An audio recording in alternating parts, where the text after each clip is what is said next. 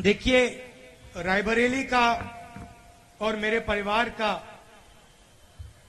शायद हिंदुस्तान में सबसे पुराना रिश्ता है। शायद ऐसा कोई और परिवार नहीं है जिसका 100 साल का रिश्ता जैसे हमारा है। यहां पहले जवाहरलाल नेहरू मेरे परदादा आए थे, किसानों का आंदोलन हुआ, किसानों पर गोली चली थी और मैं कह सकता हूं कि जवाहरलाल नेहरू को राजनीति करनी रायबरेली के किसानों ने, रायबरेली के लोगों ने सिखाया था। और यह छोटी बात नहीं है, क्योंकि जिस व्यक्ति को रायबरेली ने राजनीति सिखाई वो देश के प्रधानमंत्री बने और उन्होंने देश की नींव रखी थी। तो एक प्रकार से रायबरेली ने हिंदुस्तान का जो राजनीतिक फाउंडेशन है, जो नींव है, रायबरेली के किसानों ने, रायबरेली के मजदूरों ने, रायबरेली के युवाओं ने रखा था। उसके बाद यहां इंदिरा गांधी जी आई, बैंक नेशनलाइजेशन हुआ, हरी क्रांति हुई, उसमें भी आपकी देन थी। और फिर सोनिया गांधी जी आई और अब मैं यहां आया हूं।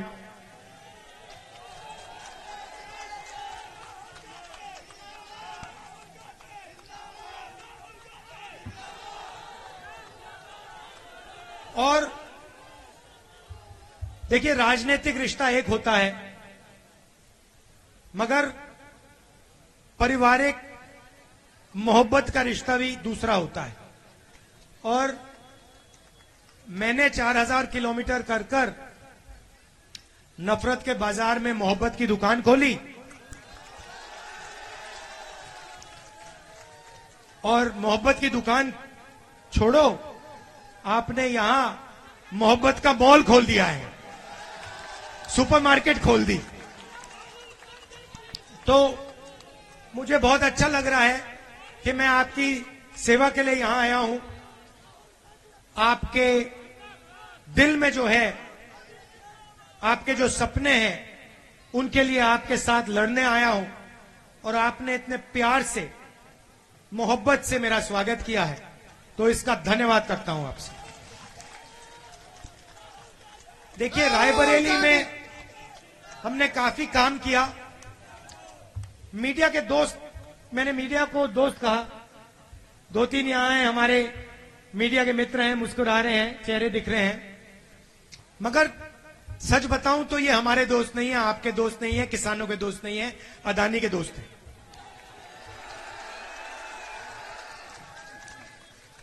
ये जो हैं, ये जो स्ट्रिंगर हैं, जो ये कैमरामैन हैं, ये बेचारे, इनकी गलती नहीं है। इनको सैलरी लेनी है, बच्चों को पालना है, तो इनकी गलती नहीं है।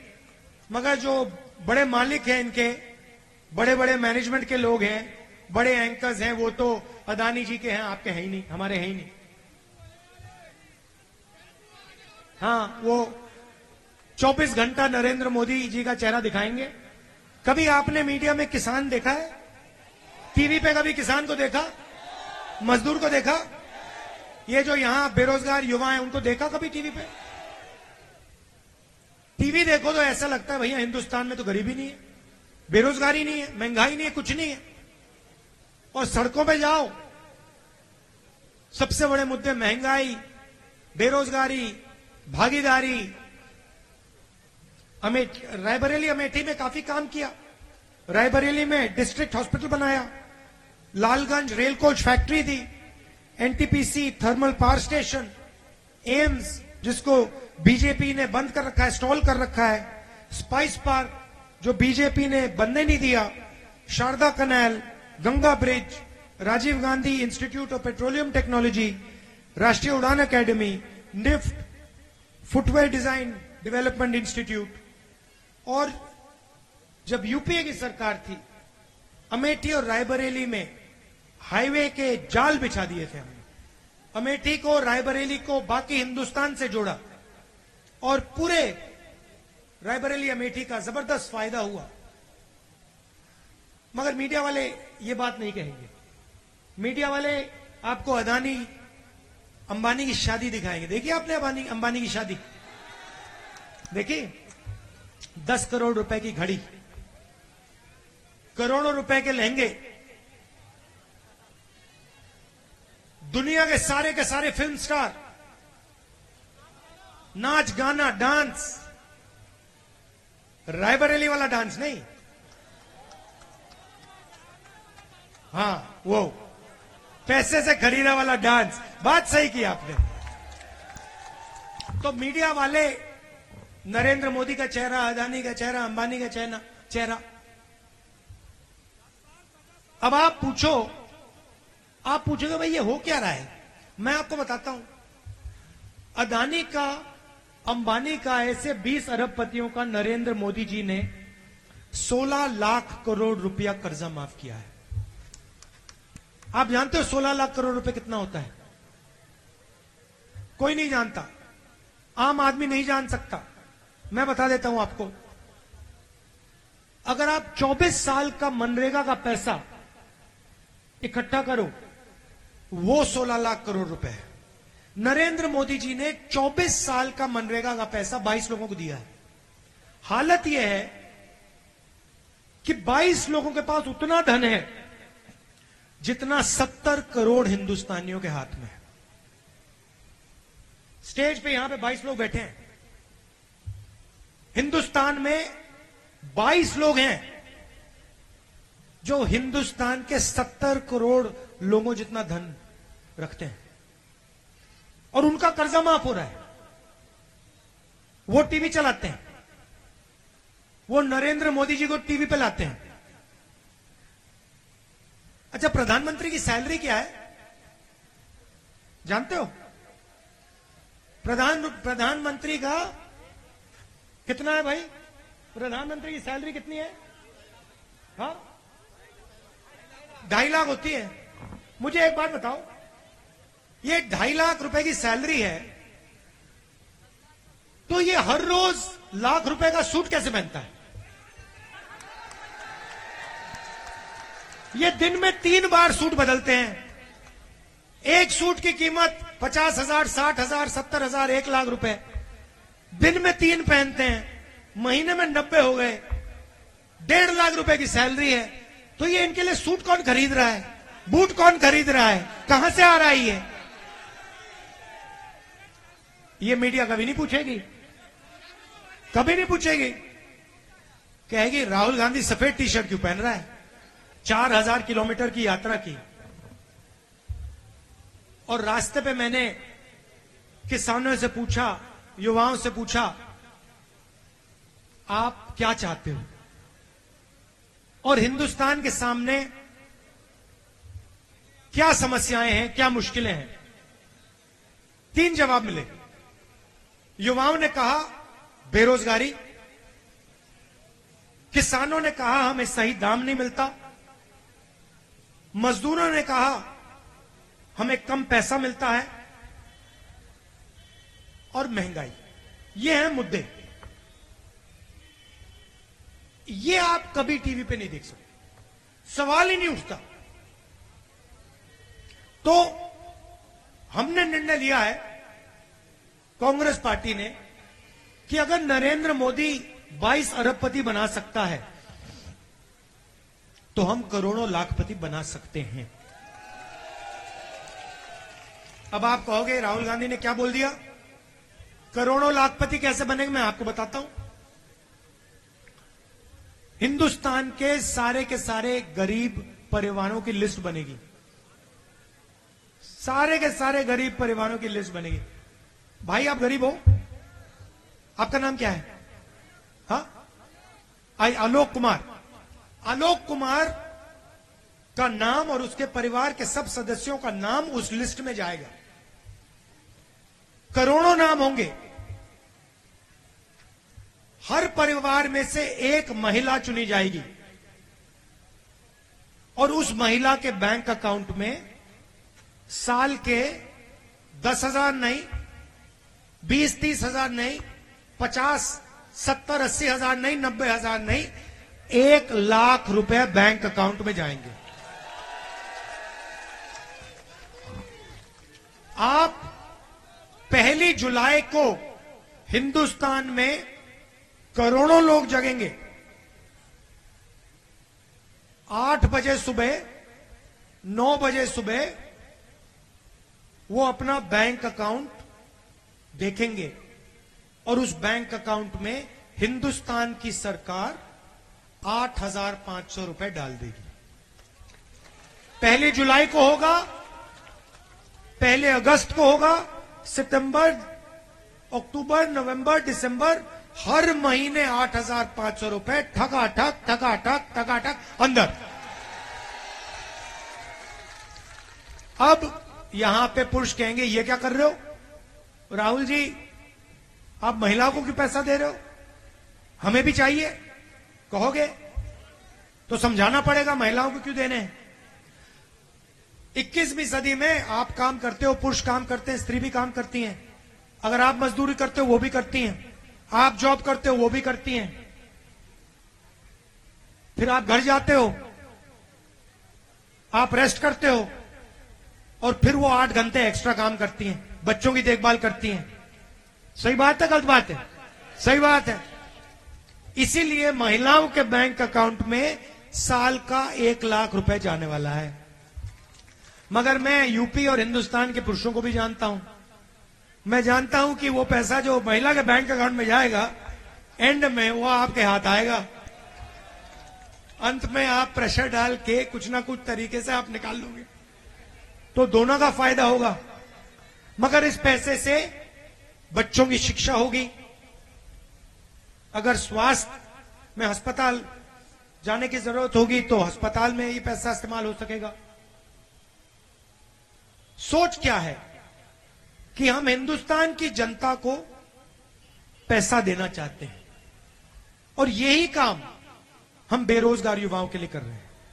एक तरफ महिलाओं को 1 लाख रुपए, करोड़ों महिलाओं को, परिवार, गरीब परिवारों को, और दूसरी तरफ जो बेरोजगार युवा हैं, बेरोजगार वालों, यस। अच्छा भाई एक काम करो, नरेंद्र मोदी वाले जो नोटबंदी वाले बेरोजगार किए, हाथ दिखाओ जरा। ये अब आपने नरेंद्र मोदी जी को धन्यवाद किया कि उन्होंने आपको बेरोजगार बनाया? थैंक यू बोला? अदानी को धन्यवाद किया? कोविड आया, अस्पताल के सामने लोग मर रहे थे, वेंटिलेटर नहीं था, ऑक्सीजन नहीं था, और देश के प्रधानमंत्री कहते हैं भाइयों और बहनों थाली बजाओ, थाली बजाओ, थाली बजाओ। और मीडिया वाले कह रहे हैं ओ देखो भैया क्या प्रधानमंत्री है, क्या बात बोली, थाली बजाओ यार, थाली बजाओ, मजा आ गया, मजा आ गया। उधर सब लोग थाली बजा रहे हैं, एक दूसरे से बात कर रहे हैं, मिल रहे हैं, कोविड धड़ाधड़ धड़ाधड़ धड़ाधड़ फैल रहा है, लोग मर रहे हैं। उसके बाद कहते हैं भैया थाली नहीं चली, चलो भाई मोबाइल फोन की लाइट जलाओ यार, मोबाइल फोन की लाइट जलाओ। और फिर बेरोजगार युवाओं से कहते हैं भाई और बहनों ऐसे करो, नाली में पाइप डालो, नाली में पाइप डालो, नाली में से गैस निकलेगी, उस गैस को जलाओ और पकौड़े बनाओ। वाह। और पूरी मीडिया ने ताली बजाई भैया, ये देखो प्रधानमंत्री ने क्या बोला, गैस आएगी नाले में से गैस, गैस जलाओ, पकौड़े बनेंगे। Master stroke, master stroke.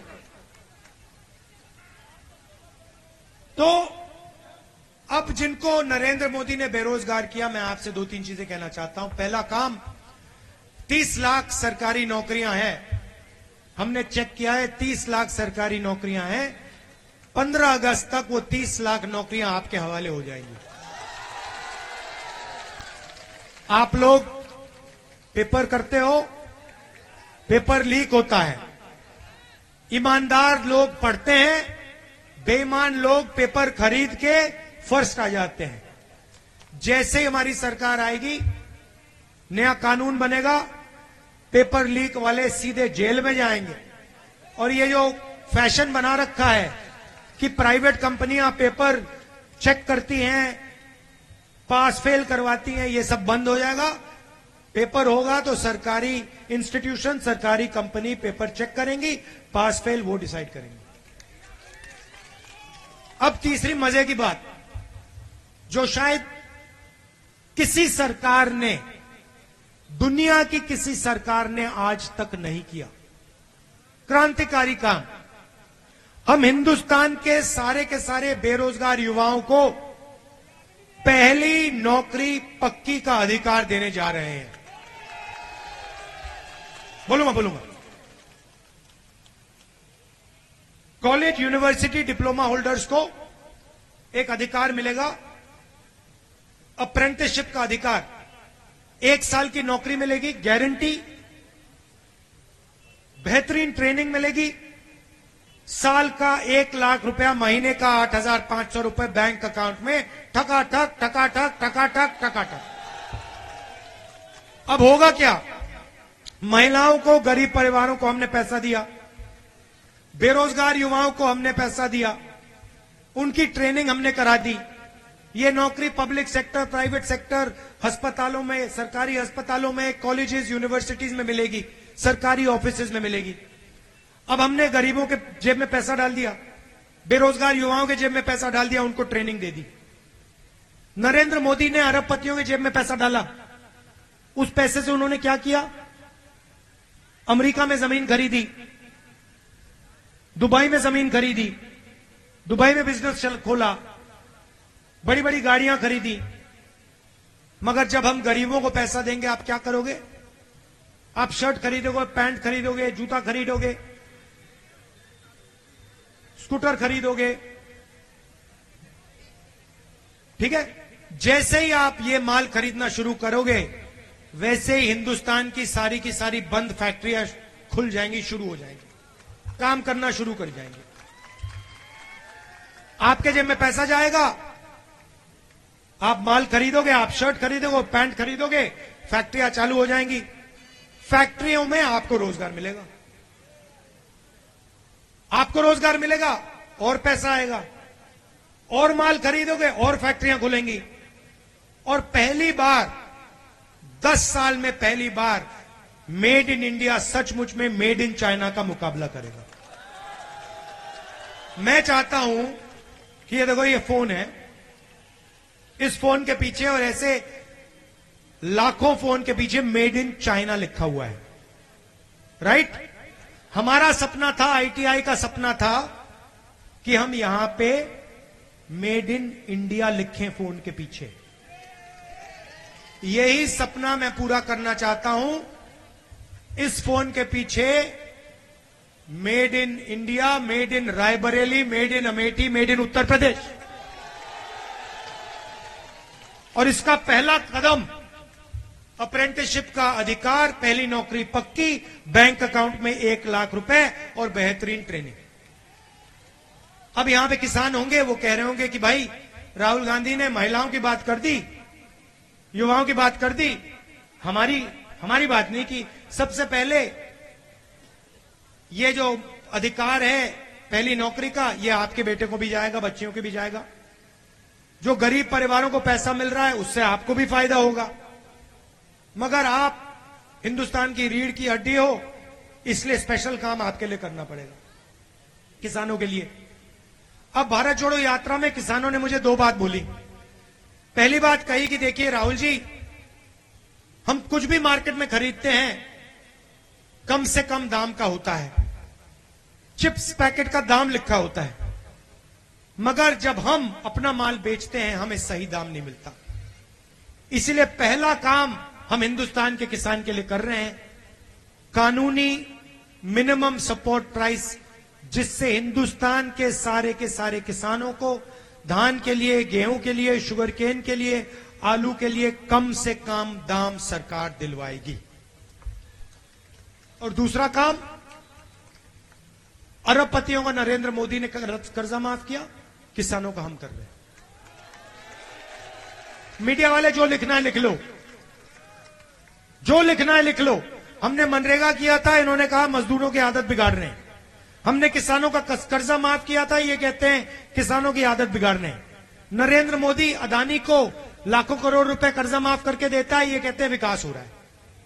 देखो देखो विकास हो रहा है। अरबपतियों को फायदा होता है, विकास कहते हैं उसको। किसानों को फायदा करते हैं, मजदूरों को फायदा करते हैं, बेरोजगार युवाओं को फायदा होता है, कहते हैं देखो आदत बिगाड़ रहे हैं। तो जो लिखना है लिखो। आप अदानी के हो, आप हमारे नहीं हो, किसान के नहीं हो, मजदूर के नहीं हो, आप अरबपतियों के हो। हमें जो करना हम करने जा रहे हैं। सही बात रही मजदूरों की, आशा और आंगनवाड़ी में जो महिलाएं काम करती हैं उनकी आज 250 रुपए मिलता है मनरेगा के लिए। जून 4 के बाद 400 रुपए हो जाएगा। और आंगनवाड़ी और आशा महिलाओं की आमदनी जून 4 के बाद दुगनी हो जाएगी। तो ये मैं आपसे कहना चाहता था। देखिए, आपने आज इतने प्यार से मेरा स्वागत किया, मोहब्बत से, दिल से, आपने दिल खोल के स्वागत किया, पारिवारिक स्वागत किया। जैसे घर में मेरी बहन मेरा स्वागत करती है या मेरी मां मेरी स्वागत करती है, वैसा स्वागत आपने किया है। और यहां पे मैं विपक्ष के बारे में कुछ कहना नहीं चाहता हूं, मगर एक बात जरूर कहूंगा, आपको किसी से डरने की जरूरत नहीं है। ये रायबरेली है, ये अंग्रेजों से नहीं डरे, यहां के लोग अंग्रेजों से नहीं डरे। ड्राइवरों की बात करता हूं, अभी बताता हूं। आपने बोला मैनिफेस्टो में हमने लिखा हुआ है, अभी बताता हूं। तो आपको किसी से डरना नहीं है। आपने अंग्रेजों को हराया है, आपने देश को रास्ता दिखाया है, और आने वाले समय में आप उत्तर प्रदेश और देश को रास्ता दिखाने जा रहे हो। मैं बता रहा हूं आपको। तो आपको किसी से डरना नहीं है, गुंडों से डरना नहीं है, दबना नहीं है, और ध्यान नहीं भटकना आपका। अब आपने ड्राइवर की बात की। आजकल ये जो उबर के ड्राइवर हैं, ओला के ड्राइवर हैं, ये जो गिग वर्कर्स हैं, ये 21वीं सदी के बंधुआ मजदूर हैं। नया सिस्टम बनाया है, इनको कभी भी निकाला जा सकता है, इनको कम से कम पैसा मिलता है, इनको कोई पेंशन नहीं मिलती, कोई सोशल सिक्योरिटी नहीं मिलती। हम कानून ला रहे हैं कि हिंदुस्तान के सारे उबर ड्राइवर, ओला ड्राइवर जो गिग वर्कर का काम करते हैं, डिलीवरी का काम करते हैं, उन्हें ये जो बड़ी कंपनीज हैं, उन्हें ये कंपनीज पेंशन देंगी। हर ट्रांजैक्शन में से थोड़ा सा पैसा इनके लिए काटा जाएगा और इनके भविष्य के लिए रखा जाएगा। और इनको पहली बार, दुनिया में शायद पहली बार, उबर ओला के ड्राइवर्स को जो डिलीवरी करते हैं, उनको हम पेंशन देने जा रहे हैं। अच्छा, आखिरी बात आपने कही थी, जो शायद सबसे जरूरी बात है, अग्निवीर। रायबरेली के युवा 5 बजे सुबह, मुझे याद है, अमेठी आता था, रायबरेली आता था, सड़कों पे ये लड़के 5 बजे सुबह रनिंग करते थे, 4 बजे रनिंग करते थे, पुशअप करते थे, पुलअप करते थे, वेट ट्रेनिंग करते थे। क्यों? क्योंकि इनमें देशभक्ति की भावना थी, इनके दिल के अंदर एक आग थी, देशभक्ति की आग थी, और ये बॉर्डर पे जाकर देश की रक्षा करना चाहते थे। अब नरेंद्र मोदी ने 2 तरीके के जवान बना दिए हैं। एक जो गरीबों का बेटा होगा, दलितों का, आदिवासियों का, पिछड़ों का, गरीब जनरल कास्ट परिवारों का बेटा होगा, माइनॉरिटी का बेटा होगा। और दूसरा जो अमीर घर का बेटा होगा। जो गरीब घर का बेटा है, उसे उन्होंने एक नया नाम दिया है, अग्निवीर। और उससे ये कह रहे हैं कि देखो, अगर तुम शहीद होगे तो तुम्हें शहीद का दर्जा नहीं मिलने वाला है। क्यों? क्योंकि तुम अग्निवीर हो और तुम्हारा परिवार गरीब है। तुम्हें पेंशन भी नहीं मिलेगी, तुम्हें कैंटीन की सुविधा भी नहीं मिलेगी।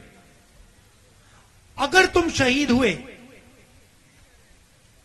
तुम्हारी परिवार की, हिंदुस्तान की सरकार तुम्हारे परिवार की रक्षा नहीं करेगी। मगर अगर आप अग्निवीर नहीं हो, अगर आप सीनियर अफसर हो, या 4 में से आप एक हो, कैसे चुना जाएगा आप सबको मालूम है? मालूम है ना कैसे चुना जाएगा? हाँ, अगर आप वो हो तो आपको पेंशन मिलेगी, शहीद का दर्जा मिलेगा, मेडल मिलेंगे, कैंटीन मिलेगी, और सरकार अंतिम क्षण तक आपके और आपके परिवार की रक्षा करेगी। मतलब सेना के अंदर इन लोगों ने 2 हिंदुस्तान, 2 तरीके के शहीद बना दिए।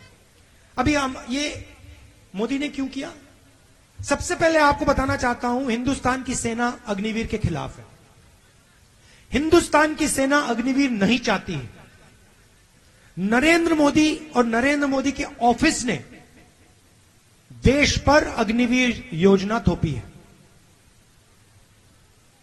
क्यों? क्योंकि नरेंद्र मोदी चाहते हैं कि जो पैसा जवानों के पेंशन में जाता है, जवानों की कैंटीन में जाता है, वो पैसा अदानी को डिफेंस कॉन्ट्रैक्ट के माध्यम से मिल जाए। यह सच्चाई है। आप पूछ लीजिए उनसे, ऐसी मीटिंग में कभी हाथ उठा के पूछे, मोदी जी एक बात बताइए, आपने अग्निवीर योजना बनाई, गरीबों से पैसा छीना, डिफेंस का बजट बढ़ता जा रहा है, आप जवान से पैसा छीन रहे हो, पैसा कहां जा रहा है? चुप हो जाएंगे। पैसा सीधा अदानी अंबानी की जेब में जा रहा है, अरबपतियों की जेब में जा रहा है। तो अग्निवीर योजना को हम खत्म कर देंगे और जैसे पहले था वैसे कर देंगे।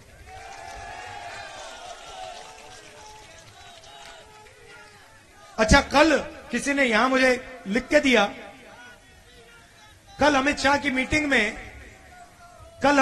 मीटिंग में अजीब सी बात हुई। ये इन्होंने अपने मित्र को पीट दिया। ये पता नहीं कैसे हुआ। यहां पे कहा, कोई मुझे नोट दिया है कि कल अमित शाह की मीटिंग में एक जर्नलिस्ट को बीजेपी वालों ने पीट दिया। मतलब अपने ही दोस्त को मार दिया उन्होंने। अब क्यों मारा? क्योंकि उसने पूछा कि ये भैया भीड़ को कितना पैसा मिला था मीटिंग में आने के लिए।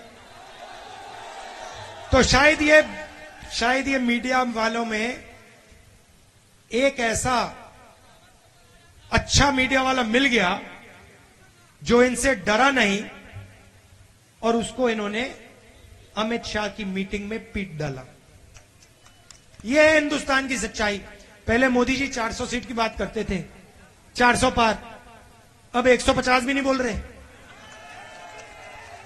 मैं आपको एक बात की गारंटी दे रहा हूं, रायबरेली की जनता लिख लो, जून 4 को नरेंद्र मोदी हिंदुस्तान का प्रधानमंत्री नहीं होगा। आप सबका दिल से धन्यवाद करता हूं। इतनी गर्मी में आप आए, मेरा इतना मूड सुधार दिया आपने, इतना अच्छा खुश कर दिया मुझे। दिल से आपका धन्यवाद। नमस्कार, जय हिंद, जय रायबरेली। धन्यवाद राहुल गांधी जी।